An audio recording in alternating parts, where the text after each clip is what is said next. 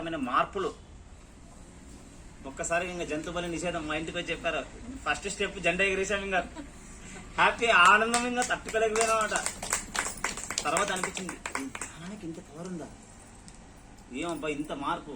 నాకు నిజంగా ఆ క్షణము ఆ మేక పిల్ల గురించి బాధపడినా కూడా దానికి ఎన్ని వేల కృతజ్ఞతలు చెప్పానో నిజంగా. అంటే ఈ భూమండలం మీద నేను ఉన్నంత వరకు ఆ మేక పిల్లకి ఎప్పుడు కృతజ్ఞత భావంతో ఉంటాను. ఎందుకంటే మా ఇంట్లో ఎంతో మంది అసలు మార్పు చూడండి.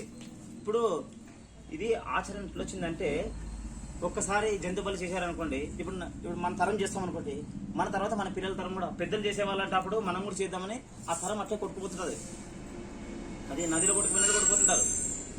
ఎందుకంటే మనిషి మారాలంటే సామాన్యమైన విషయం కాదు. నువ్వు ఏం చేస్తే అదే చేస్తారన్నమాట. నువ్వు పెళ్లిలో ఏదైనా చేయండి, అది ఆచరణ నెక్స్ట్ తరం కూడా అదే చేస్తారు.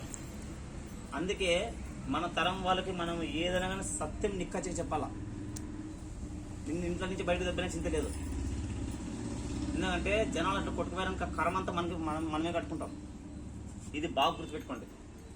భావి తరాలకు కానీ నెక్స్ట్ తరాలకు కానీ మన తరం కానీ ఎవరైనా కానీ ఉంటే కూడా వాస్తవం చెప్పేసేయండి. అత్త కానీ మామ కానీ మొగుడు కానీ పిల్లం కానీ పిల్లలు కానీ ఎవరైనా కానీ చెప్పేసేయండి.